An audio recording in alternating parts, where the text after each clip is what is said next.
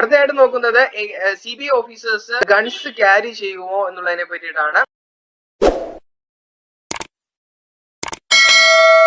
പുതിയൊരു വീഡിയോയിലേക്ക് സ്വാഗതം. ഇന്നത്തെ വീഡിയോയിൽ നിങ്ങളുമായി ഷെയർ ചെയ്യാൻ പോകുന്നത് എങ്ങനെ നമുക്കൊരു CBI ആകാം എന്നുള്ളതിനെ പറ്റിയിട്ടാണ്. അല്ലെങ്കിൽ ഏതൊക്കെ എക്സാമുകൾ നിങ്ങൾ എഴുതേണ്ടതായിട്ട് വരും, അതുപോലെ തന്നെ സ്ത്രീകൾക്ക് CBI ഓഫീസർ ആകാൻ കഴിയുമോ, അതുപോലെ തന്നെ +2 കഴിഞ്ഞിട്ട് CBI ഓഫീസർ ആകാൻ കഴിയുമോ, അതുപോലെ ക്വാളിഫിക്കേഷൻ എന്താണ്, സിലബസ് എന്താണ്, എങ്ങനെയാണ് നിങ്ങൾക്ക് ഒരു CBI ആകാൻ കഴിയുക, ഏത് എക്സാം ആണ് എഴുതേണ്ടത്, എങ്ങനെയാണ് എഴുതേണ്ടത്, എന്താണ് സിലബസ്, ഇപ്പോൾ ഏജ് ലിമിറ്റ് എത്രയാണ്, അതുപോലെ തന്നെ ആർക്കൊക്കെ ഇതിൽ അപേക്ഷിക്കാം, എത്ര രൂപയാണ് ഇതിന്റെ മാക്സിമം സാലറി വരിക, അതുകൂടാതെ പോലീസിനേക്കാളും വലിയൊരു പോസ്റ്റ് ആണോ CBIക്ക് ഉള്ളത്, അങ്ങനെ പല പല ഡൗട്ടുകൾ പലരുടെയും മനസ്സിലുണ്ട്. അപ്പോൾ ഇന്നത്തെ വീഡിയോയിൽ ആ ഒരു കാര്യങ്ങളാണ് ക്ലിയർ ചെയ്യാൻ പോകുന്നത്. ഏകദേശം 14 പോയിന്റുകൾ ഞാൻ ഇവിടെ എഴുതി വെച്ചിട്ടുണ്ട്.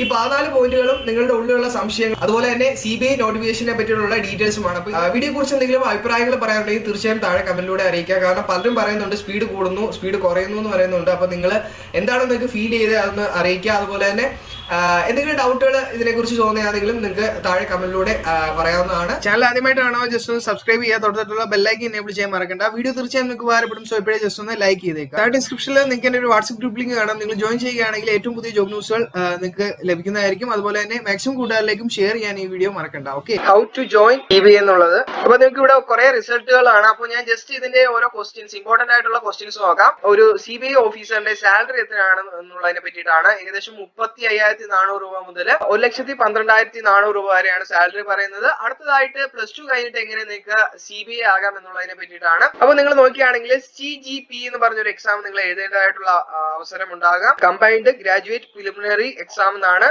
ഇതും നമ്മുടെ SSC കണ്ടക്ട് ചെയ്യുന്ന ഒരു എക്സാം തന്നെയാണ്.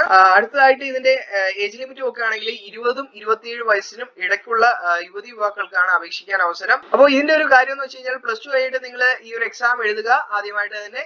രണ്ടാമതായിട്ട് നിങ്ങൾ ആ ഒരു ടൈമിൽ തന്നെ അടുത്ത ഡിഗ്രി കോഴ്സ് പഠിക്കുകയും ചെയ്യണം. ഓക്കെ, അങ്ങനെയാണ് ഇവിടെ പറഞ്ഞിരിക്കുന്നത്. നിങ്ങൾ ഇവിടെ ശ്രദ്ധിച്ചാൽ മനസ്സിലാവും. ഓക്കെ, ക്വാളിഫിക്കേഷൻ എന്താണ് എന്നുള്ളതിനെ പറ്റിയിട്ടാണ്. അതായത് 55% മാർക്സ് നിങ്ങൾക്ക് ഉണ്ടായിരിക്കണം, ഏതെങ്കിലും ഒരു ഡിഗ്രി ഉണ്ടായിരിക്കണം. ഓക്കെ, അത് കഴിഞ്ഞിട്ട് +2 കഴിഞ്ഞിട്ട് എങ്ങനെ കയറാമെന്ന് ഞാൻ പറയാം, വഴിയെ പറയാം. അപ്പോൾ ആദ്യമായിട്ട് തന്നെ നിങ്ങൾ CGL എന്ന് പറയുന്ന SSC കണ്ടക്ട് ചെയ്യുന്ന ഒരു എക്സാം എഴുതേണ്ടതായിട്ട് വരും. അതുപോലെ തന്നെ 20-നും 25 വയസ്സിനും ഇടയ്ക്കുള്ളവർക്കാണ് അപേക്ഷിക്കാനുള്ള അവസരം.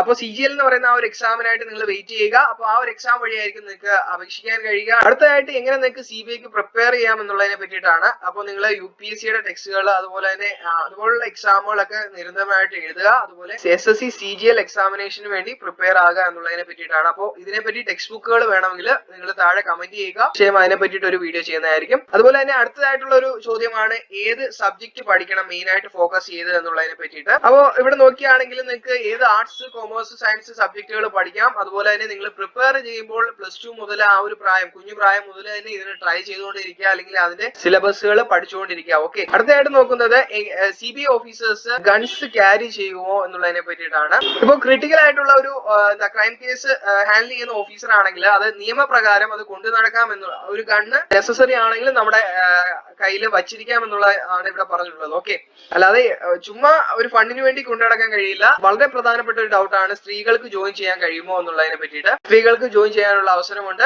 SSC കണ്ടക്ട് ചെയ്യുന്ന എക്സാം വഴി നിങ്ങൾക്ക് ജോയിൻ ചെയ്യാവുന്നതാണ്. ഓക്കെ, CBI പോലീസിനെക്കാട്ടില് പവർഫുൾ ആണോ എന്നുള്ളതിനെ പറ്റിയിട്ടാണ്. ഇപ്പോൾ നമ്മള് സ്റ്റേറ്റിനെ കൺട്രോൾ ചെയ്യുന്നതാണ് SP, സ്റ്റേറ്റ് പോലീസ്, SP എന്ന് പറയുന്നത്. ആ ഒരു വ്യക്തിക്ക് താഴെയായിരിക്കും എപ്പോഴും CBI വരിക. ശരിയാണ്, CBI എന്ന് പറയുന്നത് സെൻട്രൽ ബ്യൂറോ ഓഫ് ഇൻവെസ്റ്റിഗേഷൻ ആണ്. എങ്കിലും ആ ഒരു സ്റ്റേറ്റിന്റെ ഇൻഡിപെൻഡന്റ് കൺട്രോൾ മൊത്തം SP-യുടെ കയ്യിലാണ്. എന്തായാലും SP-ക്ക് മേളിൽ ഒരു അധികാരം എടുക്കാൻ CBIക്ക് കഴിയില്ല എന്ന് വേണമെങ്കിൽ നമുക്ക് പറയാം. ഓക്കെ, അടുത്തതായിട്ട് CBIയിലെ ഏറ്റവും ഹയസ്റ്റ് ആയിട്ടുള്ള പോസ്റ്റ് ഏതാണെന്ന് നോക്കാം.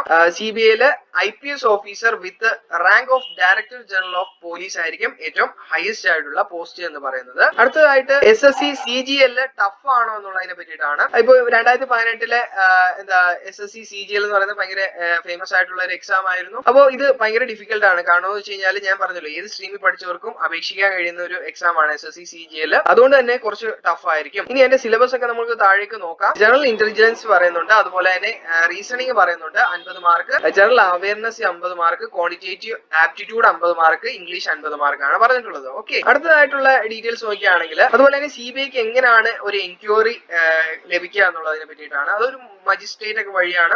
അത് FIR അതുപോലുള്ള പല കാര്യങ്ങളുണ്ട്. അതൊക്കെ നമ്മൾ ഇവിടെ സംസാരിക്കേണ്ട കാര്യമില്ല. കുറച്ച് സീരിയസ് ആയിട്ടുള്ള കാര്യങ്ങളാണ് അവർക്ക് ഇൻവെസ്റ്റിഗേഷൻ ആയിട്ട് ലഭിക്കാം. ഫസ്റ്റ് അറ്റംപ്റ്റിൽ തന്നെ SSC CGL ക്രാക്ക് ചെയ്യാൻ പറ്റുമോ എന്നുള്ളതിനെ പറ്റിയിട്ടാണ്. അത് നിങ്ങളുടെ പ്രാക്ടീസും ഹാർഡ് വർക്കും അനുസരിച്ചിരിക്കും. അത് ഏതൊരു എക്സാമിനാണെങ്കിലും അങ്ങനെ തന്നെയാണ്. ഹാർഡ് വർക്ക് ചെയ്യാതെ പോയി കഴിഞ്ഞാൽ ലഭിക്കത്തില്ല, അത് തീർച്ചയാണ്. ഓക്കെ, അപ്പൊ ഹാർഡ് വർക്ക് ചെയ്യുക എന്നുള്ളതാണ് അതിന്റെ ഏറ്റവും മെയിൻ ആയിട്ടുള്ള പോയിന്റ്. സോ ഫ്രണ്ട്സ്, ഇന്നത്തെ വീഡിയോയിൽ ഇത്രയും കാര്യങ്ങളാണ് ഉൾപ്പെടുത്തിയിട്ടുള്ളത്. വീഡിയോ തീർച്ചയായും നിങ്ങൾക്ക് ഉപകാരപ്പെട്ടു എന്ന് വിശ്വസിക്കുന്നു. മാക്സിമം കൂട്ടുകാരിലേക്കും ഷെയർ ചെയ്യാൻ മറക്കണം.